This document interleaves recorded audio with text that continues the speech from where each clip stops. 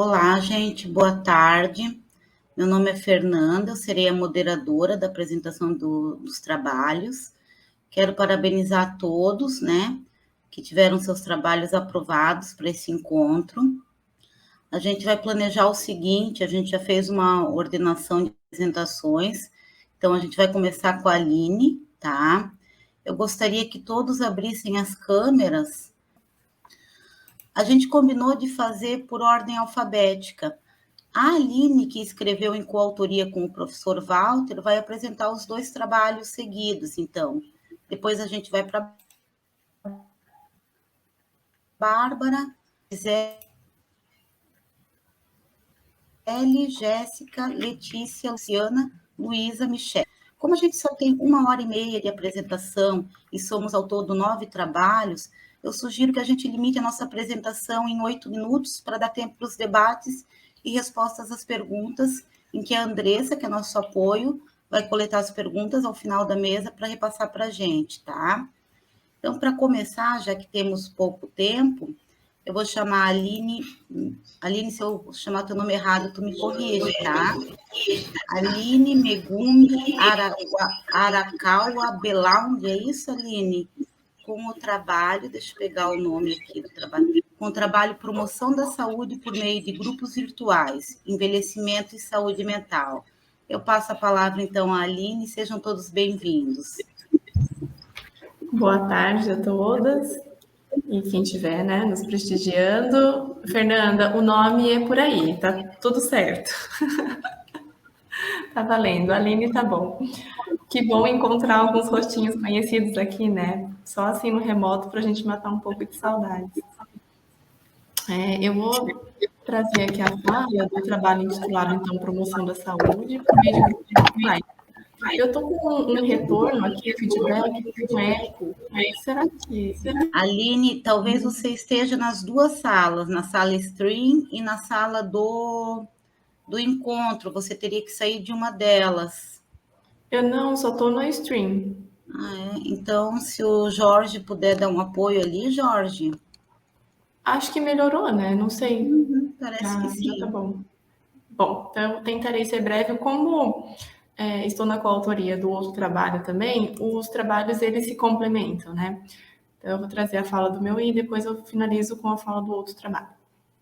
Então, meu nome é Aline Megumi Arakawa Belaunde. Vocês estão fazendo a descrição, a audiodescrição também? Eu acabei não fazendo, mas é importante fazer, né? Foi falha minha. Pode fazer. Imagina. Eu sou descendente de orientais, sou japonesa. Estou de óculos, cabelos lisos, longos, pretos. E estou de brinco pequeno. E só. Acho que só, né? Sou da pele amarela. Falar um pouquinho, então, do nosso trabalho, que tem como coautoria Ana Lígia Alves do Nascimento, Isabela Aparecida Monteiro Fernandes e o professor Walter, né, Ferreira de Oliveira. Então, o nosso trabalho, ele busca pensar como a interação social, né, inerente ao ser humano, exerce uma função protetiva de danos sociais e emocionais, né? Então, em tempos de pandemia, com isolamento social, o sentimento de solidão tem provocado impactos emocionais na população em geral, em especial naquelas que envelhecem. Portanto, com o objetivo de promover saúde à terceira idade, grupos virtuais propõem-se a amenizar o distanciamento social e promover essa socialização que estão ali presentes, mesmo que online. Então, esse trabalho tem por objetivo proporcionar por meio de grupos online a saúde e bem-estar dos participantes por meio de atividades estimuladoras do intelecto. A metodologia que a gente traz aqui é um relato de experiência que envolve a realização de grupos virtuais voltados a adultos e idosos com idade igual ou superior a 50 anos, por ter vínculo com o núcleo de estudos da terceira idade. Então, ali eles aceitam pessoas acima de 50 anos. Os encontros foram realizados semanalmente, com 2 horas de duração, no período de maio a agosto de 2021. O projeto conta com 2 turmas, sendo em alguns momentos elas reunidas. Foram um total de 8 encontros, cerca de 30 participantes. Cada encontro contava com um tema norteador relacionado à cultura ou à arte. Embora todo encontro conte com um tema norteador, dentre eles música, gastronomia, palhaçaria, dança. O objetivo principal era o compartilhamento de experiências e a criação e fortalecimento de vínculo entre esses participantes, né, do grupo, e às vezes dos grupos em si. Por essa razão, o formato dos encontros é uma roda de conversa, em que o grupo se mostra cada vez mais fortalecido e interagente, sendo evidente até mesmo em casos extras, como se dão em momentos não destinados ao grupo propriamente dito, por meio de outros aplicativos como redes sociais. Atualmente, são só mulheres, né, que participaram do grupo, e alguns pontos que a gente salienta que foi assim, como proporcionar maior familiaridade com as tecnologias utilizadas nos encontros, além das trocas de experiências e conhecimentos sobre os temas abordados. Pode-se verificar nas interações que as ações puderam proporcionar melhora na interação entre os participantes, e principalmente por conta da quebra da barreira geográfica, né, com impacto positivo na qualidade de vida e motivação frente aos temas abordados. Pode-se observar também a sensação de sentimento, né, a percepção de pertencimento dos participantes, incluindo os moderadores, né, que a gente conseguia fazer uma boa articulação entre aqueles que estavam online. Conclui-se que os encontros têm promovido uma crescente na qualidade de vida dos envolvidos por meio dos temas que envolvem a cultura e a arte, principalmente frente à situação imposta pela pandemia Covid-19, né, que essa é uma proposta pensando nas ações remotas. O outro trabalho é um complemento deste, tá, que é Cultura e Arte para o Bem-Estar de Pessoas Idosas. Posso emendar, Fernanda? Sim. Você vai apresentar agora o segundo do trabalho, é isso, Aline? Isso. Tá bom, Isso. Pode emendar. Quer falar com um grupo? Oi? Você falou que vai falar com um grupo depois da apresentação? Tá. Não, mas é depois das suas duas apresentações. É que a Jéssica pediu para adiantar a apresentação dela, só que ela não está na sala ainda. Mas pode dar uma continuidade. Tu mesmo pode apresentar, então, o título. Obrigada, Aline. Cultura e Arte para o Bem-Estar de Pessoas Idosas, né? Da autoria do Walter Ferreira de Oliveira. Eu estou como coautora, Isabelle Aparecida Fernandes e Samuel Bueno. Então, nesse trabalho, a proposta, né, foi também fazer um relato da experiência e promover a saúde e bem-estar dessas pessoas acima de 50 anos, através de práticas de atividades que também envolvem a afetividade. Então, aqui a gente consegue dar um enfoque também nas questões de humanização, por conta dos cursos que foram realizados, né, com essas duas turmas, que conta com participantes de todo o Brasil, de diferentes estados, uma possibilidade que as ações remotas, né, oferecem, inclusive com duas participantes internacionais, que eram da Argentina, ficaram sabendo dos grupos e se envolveram. Então, os grupos que nós tínhamos eram dois, sendo um deles destinado àqueles com dificuldades comunicativas ou cognitivas, que a gente conseguiu verificar e fazer essa divisão dos grupos, né? Então, os temas abordados eram os mesmos, mas a forma de abordagem era diferente nos grupos por conta das demandas de cada um. Então, a gente conseguia traçar um perfil dos participantes diante das dificuldades, né, de comunicação e o manejo das ferramentas virtuais, que também foi considerado. Nos encontros, então, os grupos dialogavam, participavam das práticas, geralmente temas eram oferecidos também durante a semana, com atividades preparatórias para o encontro semanal. Pode-se perceber que, diante das ações que a gente realizou, né, a interação social inerente ao ser humano foi fortemente potencializada, né, como função protetora dos danos sociais, e também a gente aplicou uma enquete realizada no início e no final dos cursos, sinalizando pela fala dos participantes, né, escrita, na verdade, que esses encontros têm contribuído positivamente para fortalecimento de vínculo entre todos ali, e para conhecer novas pessoas, e elaboração de um grupo do WhatsApp, que eles consideraram uma boa iniciativa, que partiu desses participantes, gerando uma intensa comunicação por essa via que se permanece até hoje, né, mesmo finalizado os cursos. Nota-se que ao longo dos encontros, eles se tornaram-se mais familiarizados com as tecnologias, isso foi também bem enfatizado nos questionários, e adquirindo mais conhecimento sobre os temas abordados. Os relatos, né, dos participantes nos trouxeram a convicção de que esse tipo de iniciativa pode proporcionar momentos de reflexão e aumento de conhecimento, vem com uma alegria e otimismo, com efeitos positivos na qualidade de vida e saúde mental, principalmente emocional, daqueles que estão vivenciando o processo de envelhecimento. É isso, eu tentei ser o mais breve possível por conta do tempo, e devolvo a palavra, então, para a Fernanda. Obrigada, Aline. Eu só quero conferir, antes de chamar a Bárbara, se a Jéssica está na sala. Jéssica, você está na sala? É que a tua câmera não aparece. Acho que não está, né? Então, eu vou chamar a próxima, que vai apresentar o seu trabalho, que é a Bárbara. Bárbara, como você mudou aqui, eu estou com a listagem...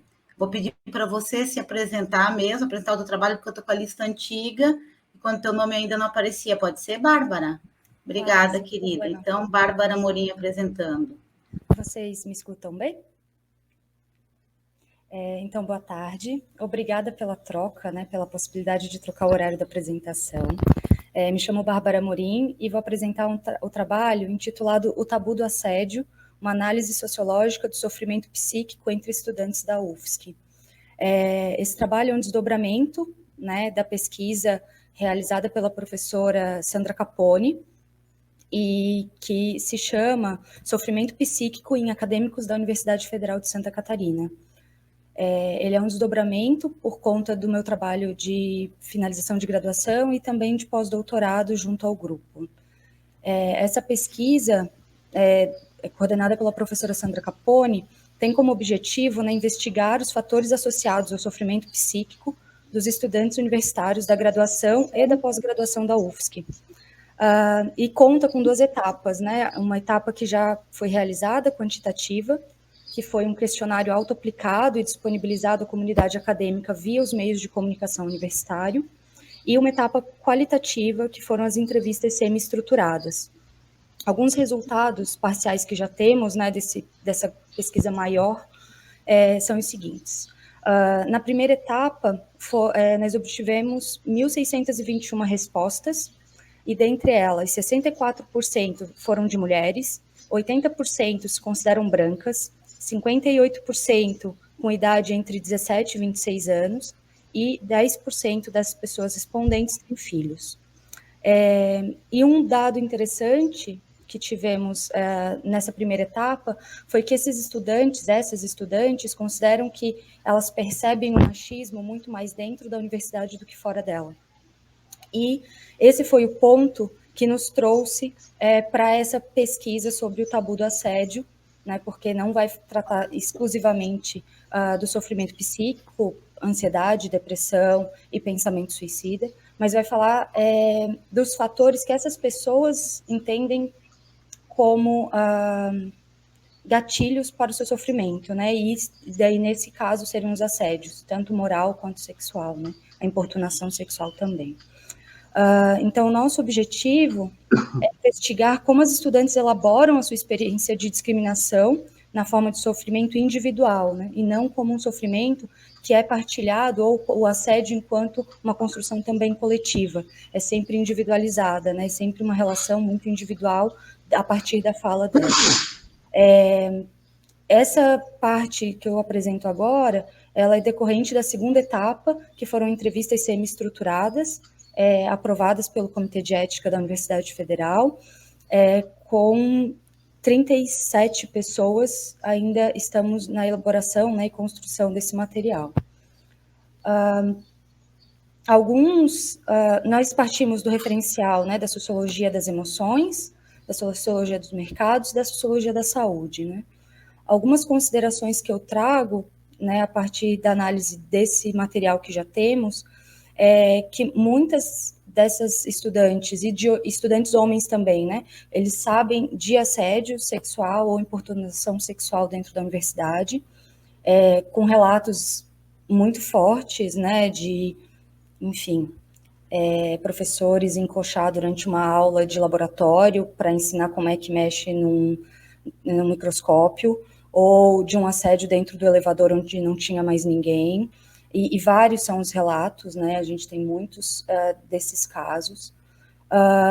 Os assédios de cunho sexual ocorrem muito mais na relação de estudante mulher e professor homem mais velho, e dos relatos que nós tivemos acesso, né? De mulheres que entraram na universidade via ações afirmativas. E as situações de assédio, né, são fatores relevantes na mudança de núcleo, laboratório, pesquisa e mesmo abandono de curso. Então, muitas dessas mulheres que fizeram entrevista conosco, que nos deram entrevista, mudaram de laboratório, mudaram inclusive de pesquisa e de orientador. Não necessariamente por assédio ou importunação sexual, mas aquilo que a gente está chamando aqui de assédio moral, né? Uma negação da sua fala, da sua pesquisa e, inclusive, da cientificidade da sua pesquisa dentro da universidade, né? Então, de todas as entrevistas, nós obtivemos uma mulher que falou, verbalizou isso para o professor dentro da sala de aula e posteriormente, né? Ela disse, não gostei, não é admissível esse tipo de atitude, mas desses relatos apenas uma, né? E o sofrimento de diversas pessoas, né? Diversas mulheres, dentro das salas de aula. A gente obteve relatos de situações onde a pessoa já apresenta, né, depressão, ansiedade, e que esses espaços acadêmicos, eles se tornam gatilhos para... a palavra não é essa, me vem a palavra otimizar, mas não é, né, para intensificar o sofrimento sentido, né. Então, são resultados parciais, nós não temos ainda o resultado final da pesquisa, né, ela está em desdobramento, mas o relatório parcial da primeira etapa já está disponível no site da UFSC, e da segunda etapa a gente acredita que até o final do ano, né, esteja também disponibilizado a toda a comunidade acadêmica.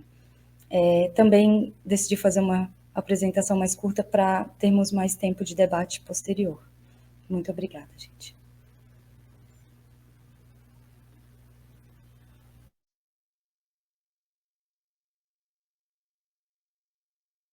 Gisele Cristina Manfrini.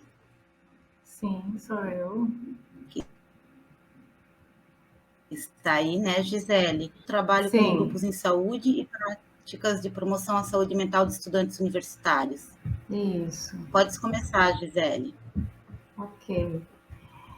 Então, é um prazer estar aqui com vocês. Fiquei muito feliz de ter esse trabalho, que é um trabalho relâmpago, assim, ele aconteceu muito recentemente e ele expressa a nossa experiência de retomada de práticas do curso de enfermagem, no caso da disciplina que eu leciono, sou professora no curso de enfermagem, na disciplina de atenção básica e saúde mental.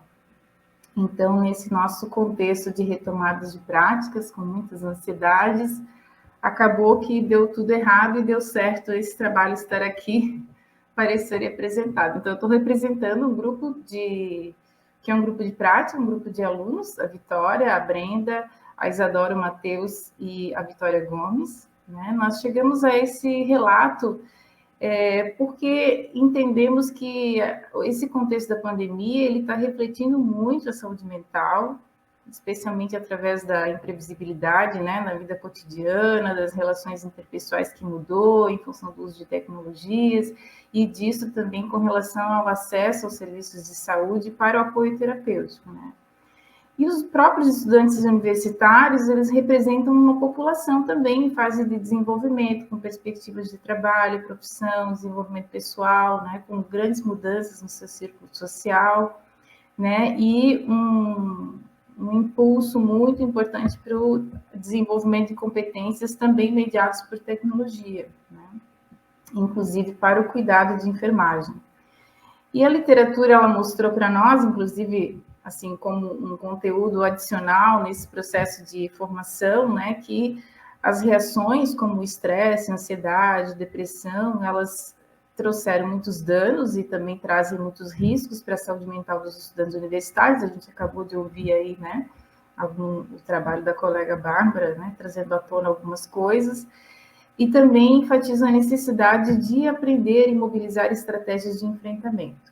Então, com isso, no nosso curso de graduação, a gente já tem uma certa, assim, política de oportunizar que aconteçam ações dentro do curso de promoção da saúde mental desses estudantes. Na pandemia, houveram algumas iniciativas, e nessa disciplina curricular, isso se manifesta através das estratégias pedagógicas, né, que promovem os momentos dialógicos e críticos reflexivos. Então, o objetivo desse relato, né, é apresentar uma crítica reflexiva da experiência de aprendizagem sobre abordagens de grupo com o grupo em saúde, né, numa oportunidade de promover a saúde mental dos próprios estudantes universitários. Então, o que aconteceu que deu errado e deu certo? Né? Nós entramos em campo, num centro de saúde, para 10 dias, um período calculado, né, para darmos contas das 16 semanas. E aí, a demanda da equipe de saúde foi de que nós preparássemos um grupo online, né, apoiado pelo NASF, apoiado pela equipe, porque a comunidade manifesta no balcão necessidade de escuta, porque tem algumas situações emocionais, etc. E a equipe não estava ainda atendendo em grupos presenciais. Então, a psicóloga da unidade, que já tinha, né, um grupo presencial desde sempre para acolhimento, propôs, né, que nós, em uma agenda de 4 encontros, promovêssemos um espaço online, né, para fazer esse acolhimento. Então, isso se configurou didaticamente como uma estratégia híbrida, porque nós estávamos em campo, num centro de saúde, mas estes momentos, que durariam 2 horas, seriam remotos, com a comunidade. A proposta seria essa. Contudo, nas 4 datas, embora toda a divulgação do grupo na rede municipal, na universidade, enfim, ninguém entrou no grupo, né? Então, esse relato aqui, ele mostra o que nós fizemos nesses momentos, que foi um grupo com os próprios alunos, né? Então, o que apareceu nisso, né? Eles propuseram que nós utilizássemos como abordagem a terapia comunitária integrativa, né? Então, dali já começaram as nossas discussões sobre as abordagens de grupo, sobre como a comunidade precisa estar integrada ao serviço de saúde para que ela seja uma terapia comunitária integrativa, né? Da importância da saúde mental ser vista também num conceito mais ampliado, né? E não esperando demandas específicas de transtornos ou problemas, né? Então, o processo dialógico de grupo, ele permaneceu nessa estratégia didática a partir da própria experiência, né? Que a princípio parecia uma frustração. Então, a proposta de ofertar esse grupo na plataforma Google Meet, ela respeitou toda a normativa da Secretaria de Saúde, conferiu a autonomia da equipe em decidir quando, de que forma divulgar, né? E ainda assim os processos de comunicação de equipe com a comunidade transpareceram, né, dificultosos nesse processo de adaptar algumas estratégias de cuidado para o ambiente remoto, né? Isso também foi uma questão que nós desenvolvemos uma crítica e levamos para a equipe de saúde, né? Nesses grupos online com os estudantes, né? Então, nós fizemos uma espécie de simulação, mas que gerou um espaço em que um dos temas que os estudantes queriam trabalhar com a comunidade, porque era a demanda que a equipe de saúde tinha levantado, era a ansiedade.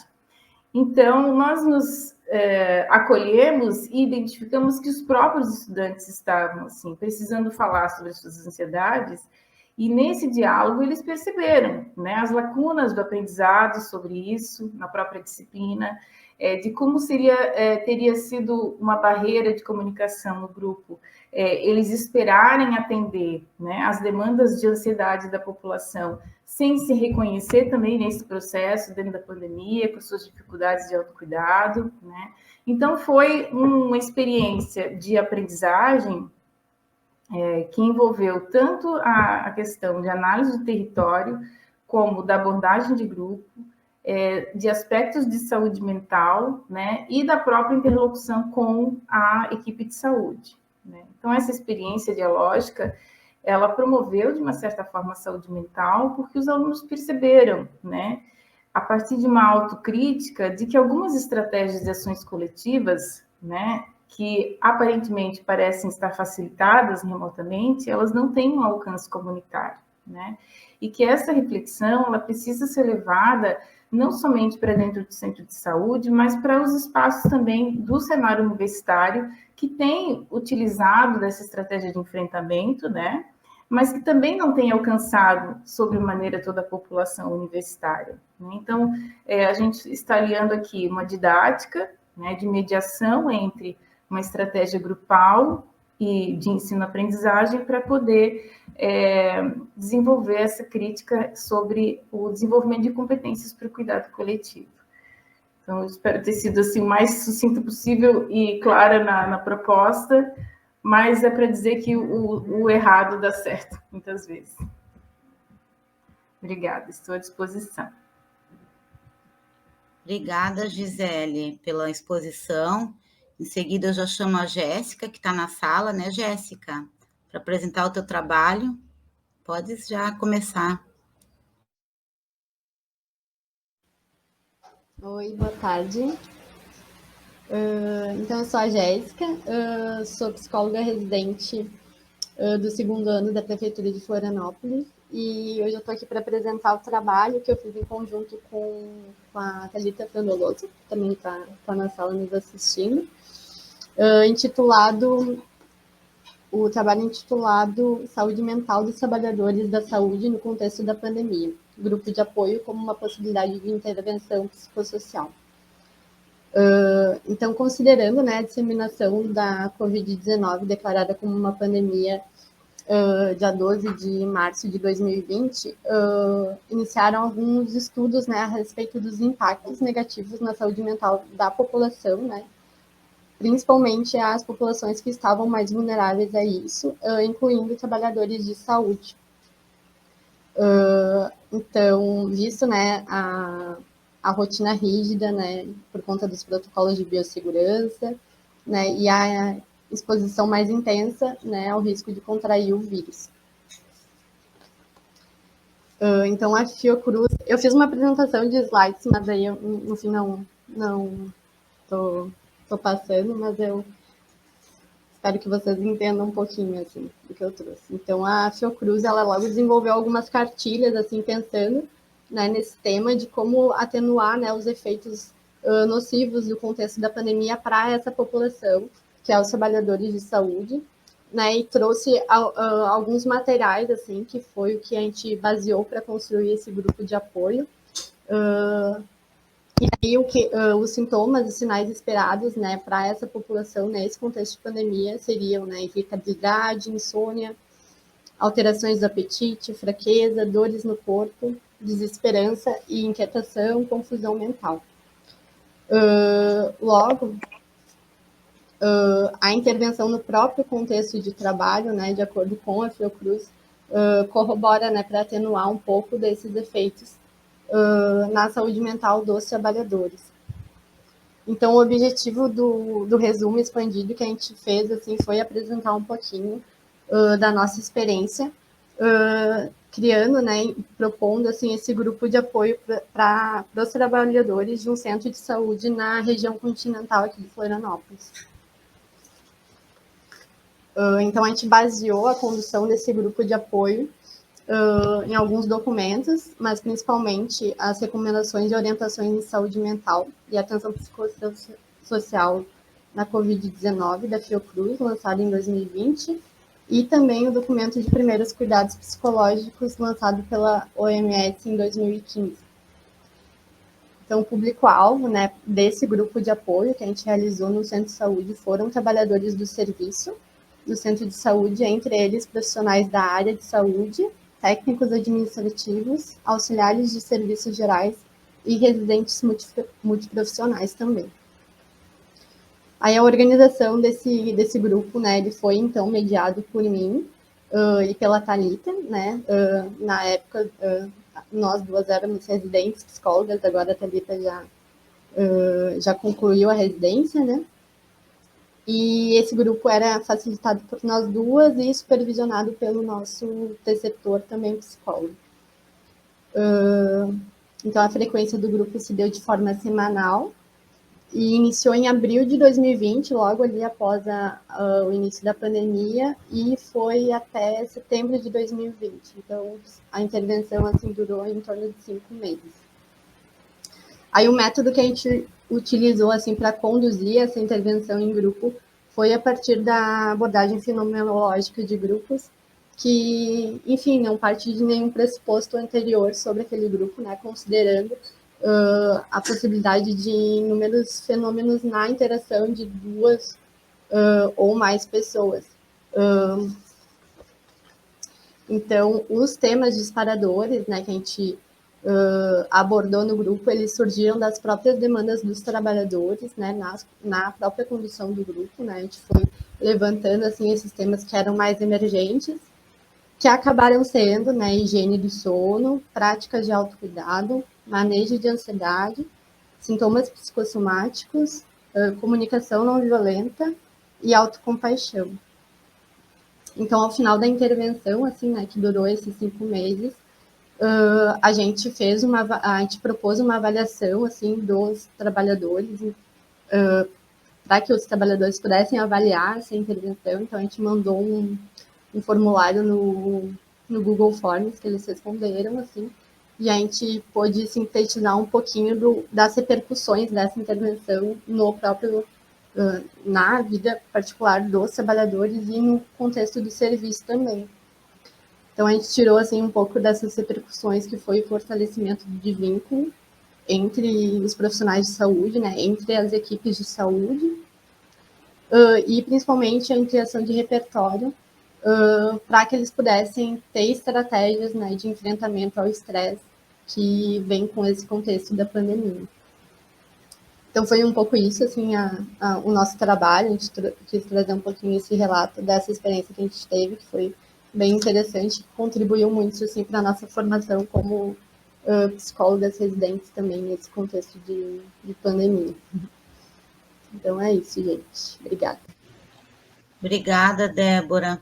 Agora seria a Letícia, mas acho que ela não está presente na sala, menos que ela não esteja com a câmera ligada. Letícia de Jesus Leite está na sala? Acho que não, né?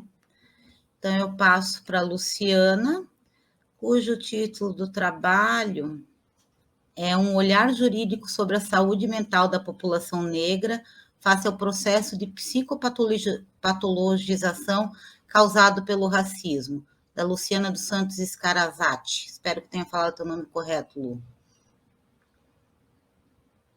Tá certinho, Fernanda, obrigada. Que bom que você já deu esse introito do título. Inicialmente, eu gostaria de pontuar que se trata de um trabalho em desenvolvimento e eu estou muito feliz de apresentar nesse contexto deste evento com essas propostas tão significantes e instigantes que foram apresentadas até agora. Importante a Fernanda ter mencionado o título, porque essa proposta inicial que foi escrita já houve modificação. Essa proposta ela veio de um anseio de representar a interface do direito com a saúde. Mas durante o desenvolvimento do mestrado, no cursar das disciplinas e com os direcionamentos do meu orientador, eu fui observando que o direito seria mais um dispositivo de análise e estaria melhor colocado no meu discurso, ou seja, nos contornos da escrita do trabalho, sem ter necessariamente que estar no título. Então, agora o meu trabalho já está intitulado Estigmatização e Produção de Sofrimento Psíquico de Pessoas Negras, uma análise do atendimento dos serviços de saúde mental e atenção psicossocial. O objetivo geral da minha pesquisa é identificar a existência de sofrimento psíquico entre pessoas negras, causados pelo racismo, como consequência do racismo, e como os serviços de saúde mental se configuram diante dessa realidade. Como objetivos específicos, eu irei descrever os principais estigmas instituídos, já relacionados às pessoas negras. Eu também buscarei compreender como essa estigmatização afeta a saúde mental das pessoas negras e como elas são atendidas nos serviços de saúde mental que dispomos. Além disso, eu quero identificar outras formas de produção de sofrimento mental a partir do atendimento nos serviços de saúde mental. Outro ponto assim flutuante do meu trabalho, que foi modificado ao longo do percurso, é a questão da metodologia. Eu havia elencado inicialmente, pode-se dizer assim que de maneira emocional e impulsiva, o desejo de realizar a pesquisa pelo método da cartografia. Eu não sei se as colegas conhecem, mas é assim, muito resumidamente, seria uma metodologia que o pesquisador, me colocando como objeto da pesquisa. Pesquisas participativas, tipo pesquisa e intervenção, em que o observador coloca-se como objeto de análise. Esse desejo veio porque eu tenho uma pessoa próxima que fez um trabalho de pós-graduação nesse método, e o resultado foi surpreendente do meu ponto de vista. Ficou um trabalho acadêmico muito gostoso de ler, muito inteligível e compreensível. E então, de início, eu fiquei com isso. Mas esse ponto também eu já modifiquei. Eu fui desconstruindo esse desejo, entendendo que eu posso obter os resultados que eu pretendo no meu trabalho por meio de um outro método, que é a revisão integrativa de literatura, que com uma análise textual discursiva, que também permite a construção de significados e interpretações a partir da existência do observador, eu posso também delinear os contornos que eu quero, sobretudo colocando o direito nesse pano de fundo.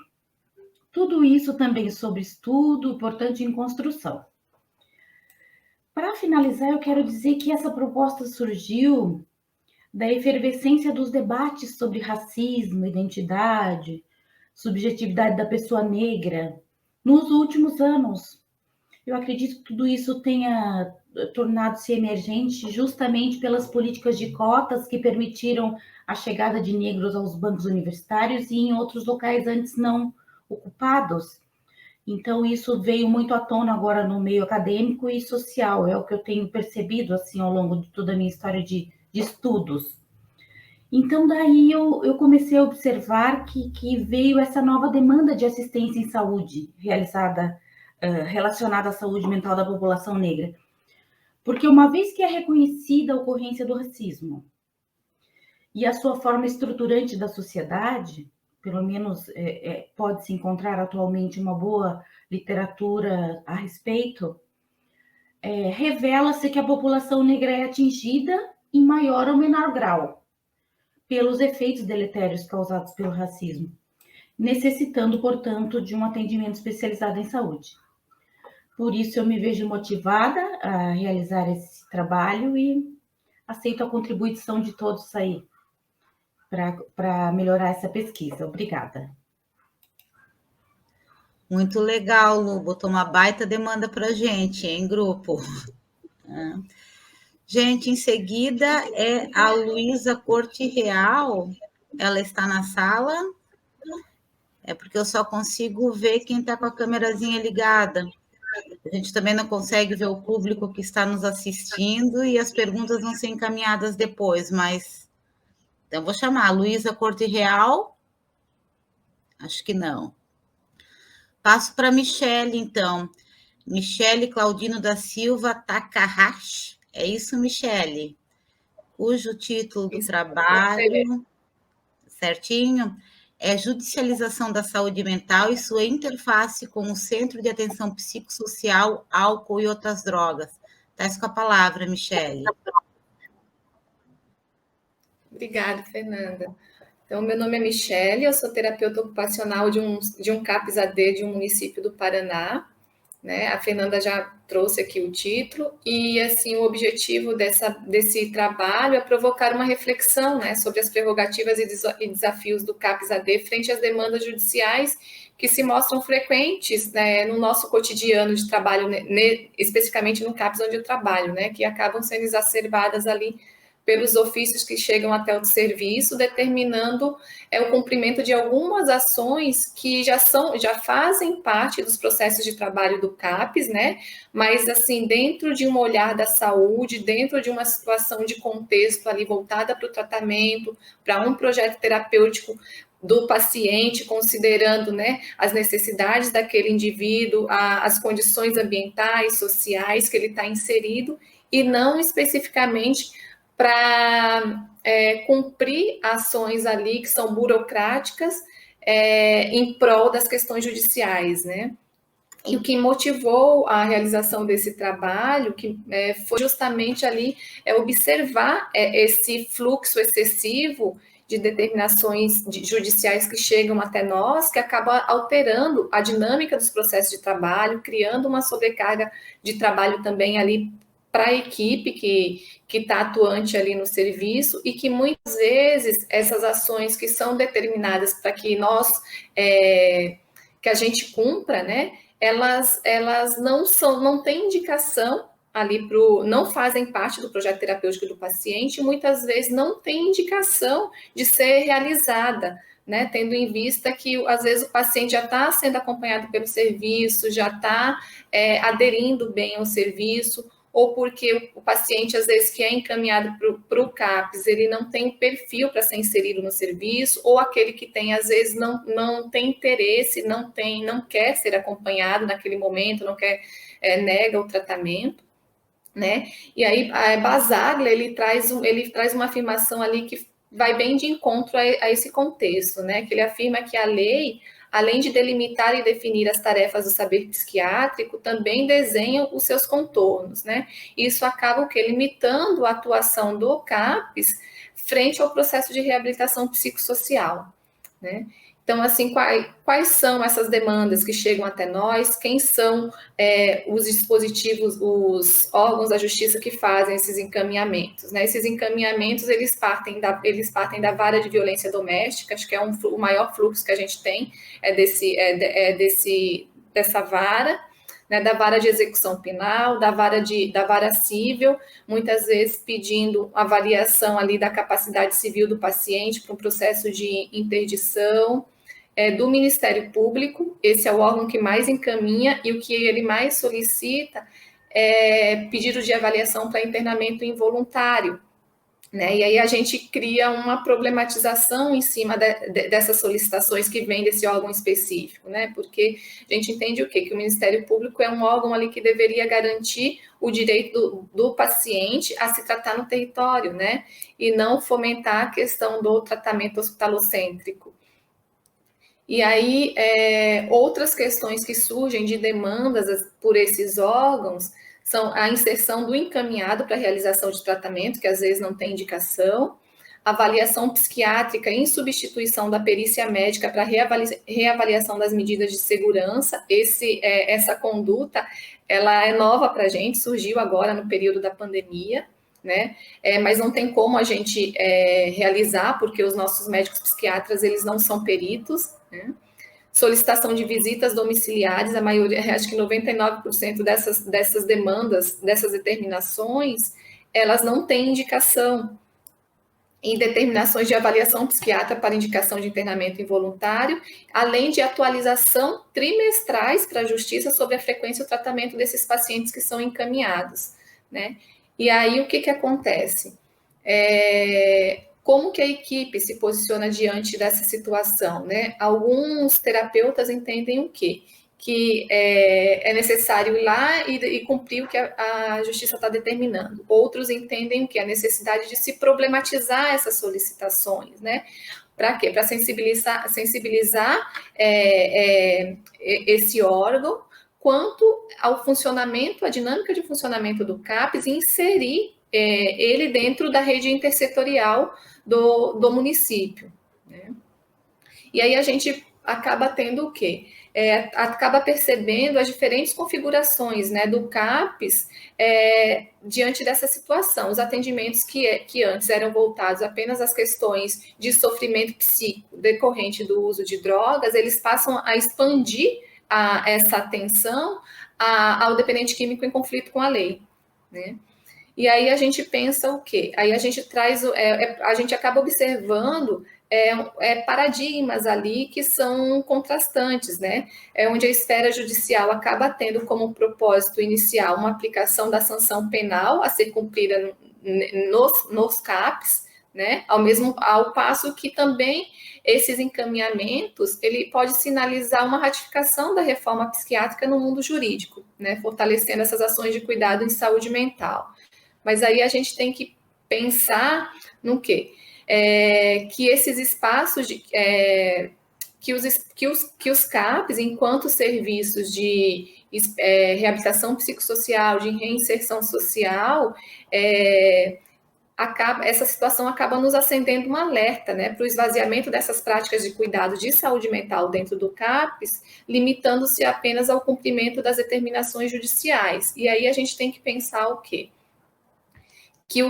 Que a questão do cuidado em saúde mental no CAPS, ele tem que sobrepor essas questões burocráticas e jurídicas, né? Para que a gente não possa o quê? Esquecer ou, de repente, negligenciar o cuidado, a atenção em saúde mental dessa população específica que procura, que deveria estar no CAPS para o cuidado em saúde mental e não para as questões judiciais. É isso, eu agradeço a atenção de vocês. Obrigada, Michele. Eu acho que a gente correu tanto, e considerando que 2 pessoas faltaram, né, que a gente tem bastante tempo para o debate. Primeiro, eu quero ver com a Andressa se teve alguma pergunta no chat, Andressa. Andressa, me escuta? Ainda não tivemos. Eu vou fazer aqui um breve apanhado daquilo que eu anotei. Eu fui bastante prejudicada pela conexão, tá, gente? Eu acho que eu vou fazer de trás para frente, porque fica mais fácil para mim, pode ser? Bem, primeiro, esse tema da Michele, ele é muito interessante. Eu não tenho experiência em CAPS, Michele, mas eu tenho em CREAS. E CREAS também passou a ser um serviço, parece que anexo do judiciário, né? Porque há muitos encaminhamentos do judiciário que vão nos atropelando, e a gente sabe que quando alguém é encaminhado para um serviço, ele pode até criar um vínculo, mas não partiu do desejo, digamos assim, né? E que transforma mesmo a vida do CAPS. Eu acho que isso tem que ser problematizado, especialmente para o judiciário. Às vezes parece que eles não compreendem, né, o papel do nosso serviço, então me chama bastante atenção mesmo esse tema, e é muito necessário mesmo, né? Antes da Michele, daí veio a Lu, né? Lu, eu achei muito interessante esse caminho, porque a Lu, ela vai contando e vai falando desse processo e de como ela vai se reconstruindo na pesquisa. E me pegou muito também o assunto da Gisele, que veio com o objetivo, parece que não deu certo, mas a gente faz uma releitura e descobre que, bem, a gente não alcançou aquele objetivo inicial, mas alcançamos outros que não esperávamos alcançar, né? Do trabalho da Jéssica. Jéssica, eu fiquei curiosa. Jéssica, será que está aí ainda? Não sei se ela só está com a câmera desligada. Se esse grupo de apoio, Jéssica, ele foi presencial ou foi remoto? Esse grupo com os trabalhadores? Foi presencial, no centro de saúde. Foi presencial no centro de saúde. Interessante, né? Porque bem quando a gente estava, assim, eliminando os grupos, né, os serviços de saúde em grupo, justamente vocês reverteram e fizeram um grupo já em função do atendimento à saúde mental durante a pandemia, né? Sim. É que como já os trabalhadores já conviviam, né? Mas foi feito com toda a segurança, enfim, todo mundo com os protocolos de biossegurança sendo seguidos, mas como estava todo mundo ali trabalhando, a gente já aproveitou. Ah, tá certo. Foram com os trabalhadores mesmo da unidade de saúde que foi realizada. Isso, foi só com os trabalhadores, não foi com os usuários do serviço. Foi com os trabalhadores. Como eu entendi. É que eu peguei parte das falas, então eu estou tudo tentando aqui juntar, né? Da Gisele, foi, que a gente acabou de citar, foi o grupo com estudantes, né, Gisele? Eu só fiquei curiosa, foi com uma escola específica esse grupo? Foi vocês generalizaram? Foi com a nossa turma mesmo, a nossa turma de alunos da 7ª fase. A proposta era a comunidade do território do Pantanal, né, e que inclui muito dos estudantes universitários. A gente até achou que o grupo ia bombar online, e não entrou ninguém. Então, a gente acabou usando essa carga horária, fazendo a estratégia de grupo entre nós, né? Que parece uma coisa assim, a endogenia da prática, mas no final das contas, em termos de ensino-aprendizagem, foi fundamental ter tido esse momento, essa oportunidade de aprendizado. E foi um autocuidado também. A gente chegou a fazer um grupo na universidade também com mulheres, né? Durante a pandemia, eu trabalho na Secretaria de Ações Afirmativas, ali da UFSC, e foi bem interessante. Teve uma participação, assim, de em torno de 5 mulheres, 6, reduzia para 3, mas a nossa conclusão, quando a gente resolveu fazer o fechamento do grupo, é que a gente realmente estava cansado da tela. Era necessário falar, mas a gente ficou tão preso às telas, né, especialmente os estudantes universitários, né, que a gente percebeu que às vezes acabava sendo uma responsabilidade a mais, para além daquilo, enfim, né, daquilo que a gente tinha que dar conta. Bárbara, achei muito interessante essa pesquisa, está no Prelo ainda, eu entendi, você apresentou os resultados parciais, mas é interessante, assim, chama muita atenção que justamente as mulheres universitárias veem a universidade como um local mais machista, eu entendi assim, né, do que outros locais, né? É um dado que chama atenção, porque às vezes a gente pensa na universidade como um espaço da diversidade e, de repente, se dá conta disso, né? Talvez também, não sei, agora fica aqui como uma pergunta no ar, né? Que às vezes a gente, quando entra na universidade, a gente começa também a reconhecer mais essas pautas, né? Então, de repente, eu me via como uma pessoa machista, mas vou compreendendo. A mesma coisa do meu lugar, eu nunca questionei a minha branquitude, né? Eu passo a questionar depois que eu convivo com as pessoas negras, né? Antes me parecia que bastava não ser racista, né? Mas depois a gente se dá conta da nossa condição de branco, né? Para então compreender o que é o racismo. E por fim, a Aline. Aline, um grupo foi aos 65, é isso, né? Um grupo foi acima de 60 e outro acima de 50. Queria compreender bem por que foram feitos 2 grupos para pessoas idosas, mais diferentes, já que ela fez as 2 apresentações, se quiser falar um pouquinho. Claro, desculpem a ausência aqui numa parte, porque a conexão estava bem instável mesmo. Acho que agora vai melhorar. Foram 2 grupos, só que eram os 2 grupos acima de 50 anos, a inclusão, né? Só que um deles eram para pessoas com dificuldades cognitivas ou de comunicação, né? Então, por exemplo, a gente teve uma pessoa com algumas dificuldades de comunicação decorrente de um acidente vascular encefálico, né? Então, outras pessoas também com algumas dificuldades comunicativas ficaram nesse outro grupo. Então, a gente conseguiu dividir porque a turma era muito grande. E aí, se a gente inclui todos em uma única sala, a oportunidade de fala acaba se perdendo, né? Para alguns que são um pouco mais retraídos, ou um pouco mais calados. Então, a gente dividiu também em 2 grupos menores, para que todos tivessem um momento ali de participação. O que ficou bem evidente, quando a gente juntava os grupos por conta de uma atividade mais coletiva, né, do que o proposto, a gente via que algumas pessoas ficavam muito caladas, aquelas que usualmente eram falantes no grupo, mas quando juntava, tomavam outro posicionamento. Então, a importância da gente também diminuir um pouco essa demanda para que todos pudessem participar. Eu queria aproveitar, eu não sei se já foi discutido, né, por conta do meu período de ausência aqui, para verificar com a Gisele e com acho que foi a Bárbara, que fez o grupo no centro de saúde. Não foi Jéssica, né? Foi a Jéssica, isso. Não sei se a Jéssica foi ainda.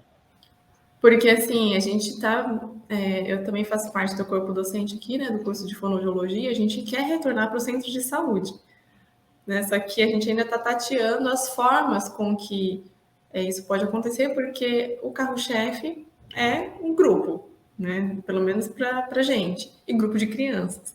Então, como que foi essa atividade presencial? Como que foi a inserção no centro de saúde, voltar ali nessas ações, apesar de ser híbrido, né? Que a Gisele comentou do dela, mesmo sem a demanda, mas aconteceu um grupo ali, né? Mesmo com estudantes. Então, como que foi participar do centro de saúde de novo? Não sei se isso foi abordado já. Se foi, me desculpem. Aline, para nós, vou só responder, Fernando. Para nós, os alunos voltaram com muita demanda, porque eles tiveram que fazer reposições de campo de semestres anteriores que, né, foram aprovados com menção P, e ainda o nosso estágio aqui foi o curricular mesmo, o semestre certinho. Foi mais breve, mas compunha avaliação, etc. Então não tinha como ficar adiando, fazendo remoto, né? O híbrido que eu me referi é que a proposta veio da unidade de saúde para que nós atendêssemos a estratégia de grupos remotamente ainda, porque a equipe não se sentia segura ainda para assumir uma demanda coletiva presencial, porque isso aconteceu depois daquela portaria de liberação, né, da Secretaria de Saúde. Então, acho que tem serviços de saúde que voltaram a fazer algum grupo presencial, de gestantes, por exemplo, este aqui ainda não. Mas é que, para nós, é aprendizado, porque estabelecer uma proposta coletiva online de cuidado, assim, tem que ser bem organizado, né, planejado. Então, assim, muito brevemente, isso aconteceu, o exercício foi feito da equipe trazer essa demanda, da gente pactuar com eles a estratégia, de ser divulgado. A divulgação chega até as pessoas da comunidade através dos números de WhatsApp das equipes, mas o que acontece? Isso é o que a gente precisa saber. O que acontece que não está atendendo, não está alcançando, né, a necessidade para que seja online? Porque nós estávamos aqui, eram 2 horas disponíveis para isso, né, com uma estratégia montada de terapêutica, de cuidado, né? Mas quando eles chegam no balcão para dizer que eles têm uma necessidade de escuta ou emocional, o que eles querem dizer com isso? Então, a gente volta lá para o antes da pandemia, que é um problema que já era presente, né, num outro contexto. Então, voltar para as práticas de ensino no centro de saúde foi mergulhar nesse universo louco aí, da equipe está tendo que também se adaptar a isso. Algumas coisas foram possíveis de se programar em termos de 10 dias, mas é mais difícil para nós, né? Porque a gente tem que alcançar algumas atividades para poder avaliar, né? Então, é uma espécie de flexibilização, e eu acho que a gente não precisa inviabilizar as estratégias remotas daqui para frente. Eu acho que elas podem ser extremamente positivas de serem implementadas. Mas agora junto com os serviços, e aí esse é um exercício nosso da universidade, de achar o caminho, sabe? Não é tão simples assim.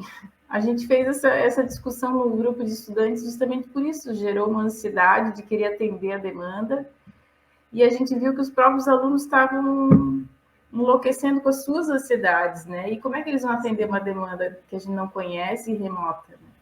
Acho que valeu, né? Pelo menos para eles foi mais rico até trabalhar entre si, entre os pares. Certo, obrigada. Obrigada, Gisele.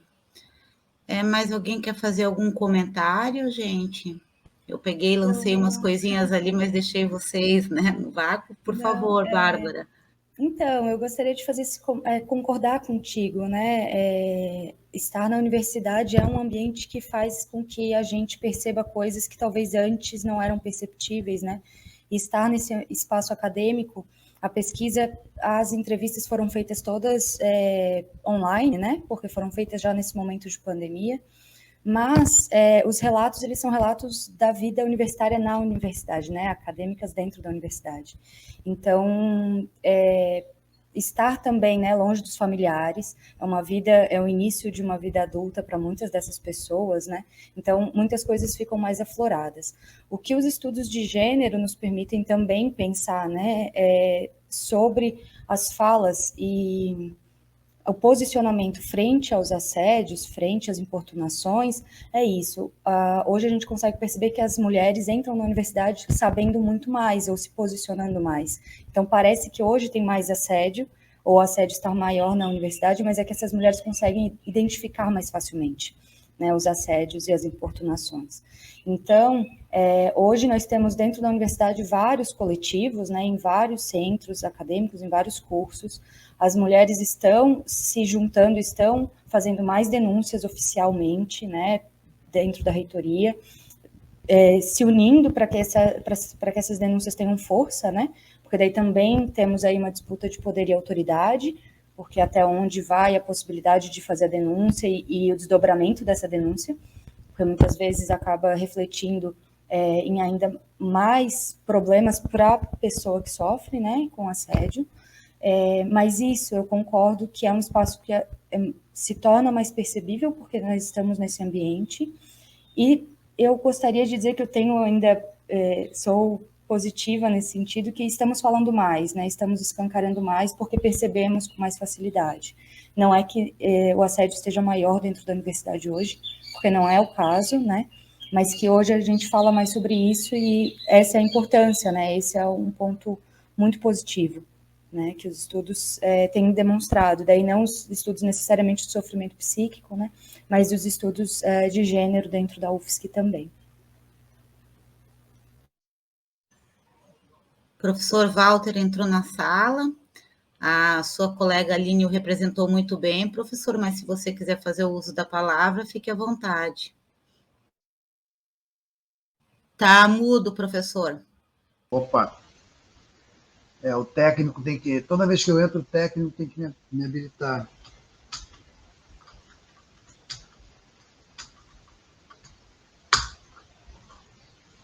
Já estamos agora ouvindo. A gente escuta, agora a gente te escuta agora, professor, Consegue pode falar.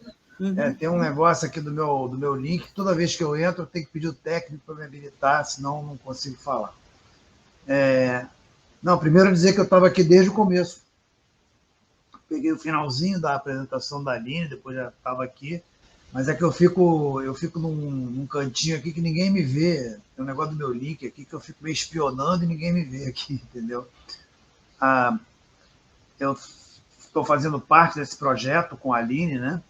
Que é um projeto muito, muito legal, e uma coisa que tem de comum em todas essas apresentações. Tinha um nosso bolsista também aqui, o Samuel, ele teve que sair mais cedo, porque ele tem que viajar agora às 17 horas, mas uma coisa que eu achei muito interessante é que as pessoas, depois de uma certa idade, elas sofrem discriminação também. O próprio nome, né, velho, virou uma coisa meio discriminatória, né? Envelhecimento fica bonitinho, mas chamar a pessoa de velho, mas ninguém processa ninguém por chamar ninguém de velho. Mas tem muito sofrimento também. As pessoas se sentem com pouca utilidade, as pessoas se sentem que são discriminadas, as pessoas se sentem que o seu papel social, de certa forma, ele fica limitado, e não fica limitado pelas suas limitações, mas porque a sociedade entende que essas pessoas não têm qualificação para exercer certos papéis após uma certa idade. Esse é um sofrimento invisível, porque se você xingar qualquer pessoa hoje de grupos políticos que têm mais força, você será processado, isso já existe. Qualquer atitude que você faça de discriminação com determinados políticos que têm mais força, grupos políticos que têm mais força, têm mais poder, conquistaram mais poder, você será processado e criminalizado. Mas tem alguns grupos que sofrem discriminação e que não existe nada contra isso. Então, as pessoas idosas são extremamente discriminadas, às vezes são destituídas de seus poderes pátrios, outras coisas. Eu já vi casos interessantíssimos, não dá tempo de contar aqui, não é o fórum para contar, mas eu já vi caso até de uma pessoa de 74 anos, que arrumou uma namorada de 25, e aí a família resolveu interditar porque achou que o cara estava maluco. Não pode, o sujeito de 74 anos não pode ter namorada de 25. Se tem, é porque essa mulher deve ser uma criminosa que está atrás da herança do cara. Parte desse princípio. Todo sujeito de 74 anos que tem namorada de 25 é porque a mulher é uma ambiciosa que está querendo tomar o dinheiro dele. Então a família queria interditar a pessoa, que era uma pessoa lúcida, completamente, até onde eu sabia, normal, por causa desse negócio. Indígenas também sofrem esse tipo de discriminação sem ser criminalizado. Uma ofensa a um indígena não é criminalizado como uma ofensa a outros determinados grupos. Então, você tem uma série de coisas, e os indígenas na UFSC sofrem muito, assim como as pessoas que estão em cotas, são muito discriminadas na UFSC, mas são grupos que têm menos poder político e que, portanto, ficam invisíveis. Hoje, por exemplo, os grupos de gênero, os grupos de etnias, de determinadas cores, já não sofrem mais isso, já tem poder político suficiente para poder cobrar, para poder até se colocar com uma grupalidade política e uma pressão política muito forte. Mas tem uma série de outros grupos que a gente não vê, que são extremamente discriminados, a pessoa idosa tem isso. Esse projeto que a Aline descreveu é extremamente interessante. Nós temos um vídeo no canal do GPPS UFSC sobre esse projeto. Se vocês tiverem oportunidade, projeto NETI, N-E-T-I, que é do Núcleo de Estudo da Terceira Idade, que nós iríamos até passar esse vídeo hoje aqui, era o combinado, mas acabou que não fizemos isso. Ele dura 10 minutos e vocês vão ter uma ideia. Mas, para fechar o meu comentário, o que eu achei mais bacana é que os jovens bolsistas que estão nesse projeto se mostraram extremamente contemplados, contentes, mais evoluídos. São depoimentos deles mesmo, delas. Se sentem melhor pelo fato de terem tido esse contato com uma pessoa mais idosa, num ambiente diferente. Geralmente você tem que ter contato com a avó e o avô, né? Ou então algum pai de algum amigo, coisa e tal. Mas nesse contexto de conversar, como nós fazemos no grupo de Cultura e Arte, foi uma coisa tão saudável. Esses jovens falam tanto de quão saudável que isso é para eles, e às vezes surpreendente, quanto que eles estão aprendendo com essas pessoas. Então, nós conseguimos recuperar e resgatar com esse projeto. Eu acho que é uma coisa muito interessante, que a gente fala muito das sociedades antigas, não sei o quê, dos indígenas, que eu nem sei se era assim mesmo, mas que a gente tem essa iconografia, né? Do idoso como uma pessoa que ensina. E isso foi... A Aline voltou ali, pena que ela não escutou nada do que eu falei, porque ela estava fora ali. Mas eu falei muito bem do nosso projeto ali. E os jovens falam isso todo dia para a gente.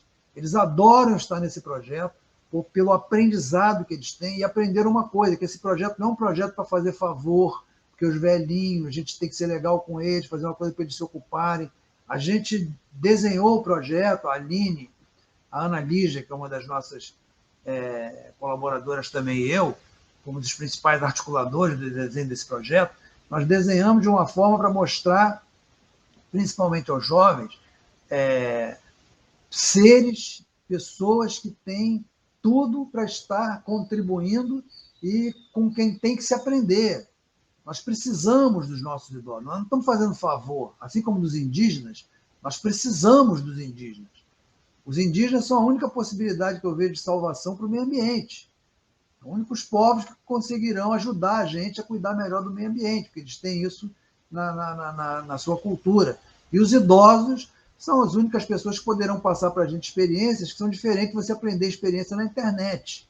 A história contada, a história vivida, contada por uma pessoa mais experiente, não tem equiparação com você olhar numa telinha parágrafos escritos em Arial ou em Times New Roman.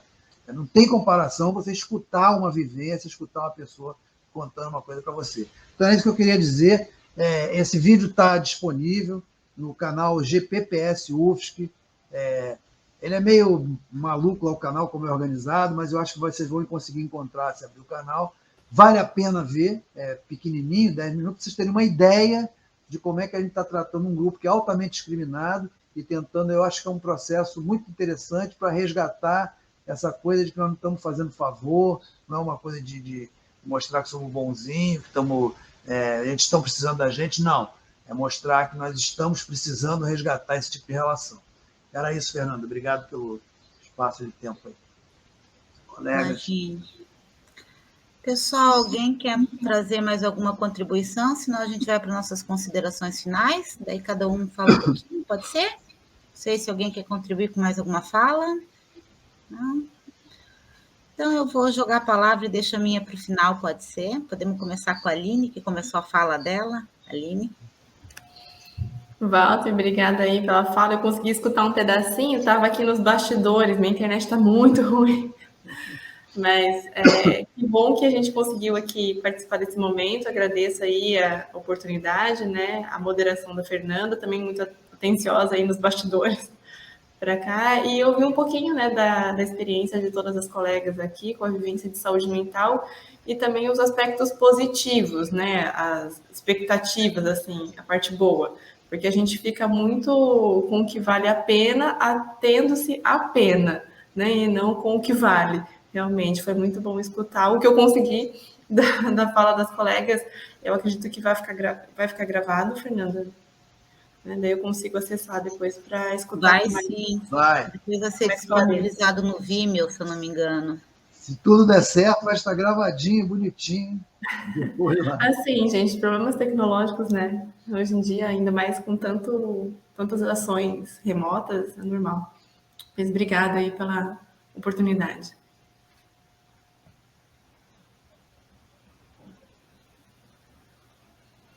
Ordem alfabética, que vai a Bárbara. A Bárbara.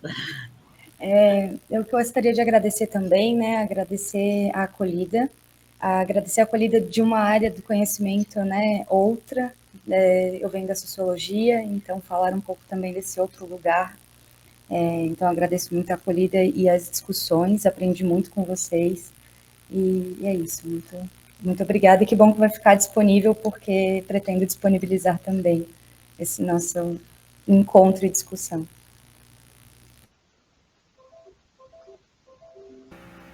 Também parabenizo os colegas aqui que expuseram suas experiências, seus trabalhos, né?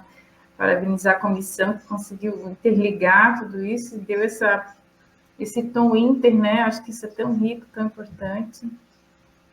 Vamos da universidade até vários outros cenários, né? Então, é bem importante isso, e agradeço novamente. Fico à disposição se precisarem trocar uma ideia em outro momento.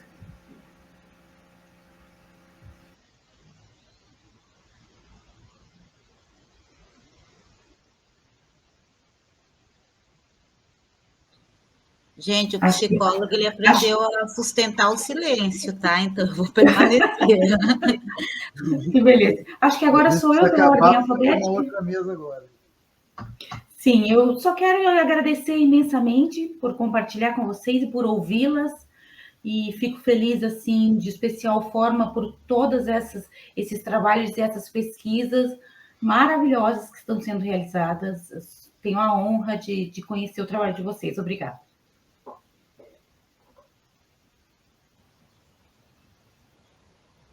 Eu também gostaria de agradecer, né? Acho que as coisas boas que o contexto pandêmico trouxe foi aproximar, né? Experiências novas, diferentes cantos do país ali, para que a gente possa compartilhar as coisas boas e tentar replicar aquilo que é possível dentro das nossas práticas, né? Gente, então é isso, muito obrigada. Só para Fernanda, que o vídeo para subir lá para o canal do YouTube demora um pouquinho, tá? Ele vai estar no canal do GPPS do YouTube, mas demora um pouquinho, porque isso vai demorar um tempo para editar, coisa e tal. Então, não esperem que vai estar amanhã disponível, não. Vai estar disponível daqui uns 20 dias, 30 dias, coisa assim. Eu posso também fazer uma palavrinha? Posso registrar o nosso encontro aqui? Pode, deve. Com a imagem? Todo mundo sorrindo. Todo mundo ajeitando o cabelo ali. Cabelo. Eu vou tentar, tá? Mas alguém, se puder... Não dá tempo de ajeitar a maquiagem. Então. Acho que deu. Ótimo. Manda lá para a Letícia, Michele, que ela está coletando as fotos para ficar passando ali nos intervalos. Eu não sei se eu fiz certo aqui. Deixa eu ver, ó. Acho que foi. Vai sim. Pronto. Obrigado, tchau. Gente, obrigada, hein? Bom evento para a gente e até mais. Tchau, tchau.